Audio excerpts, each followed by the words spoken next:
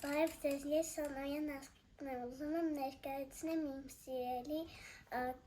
կենդանիի մասին, իմ սիրելի կենդանին կատուն է,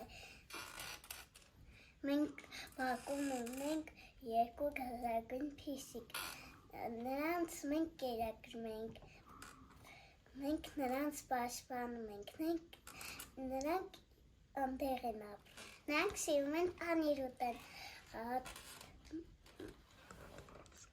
թթվասեր ուտել,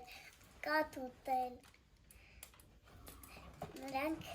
շատ են սիրում աշխուժանալ, շատ են սիրում ծառ բարձրանալ, շատ են սիրում ավտոտնակների վրա բարձրանալ։ Փիսիկներից մեկը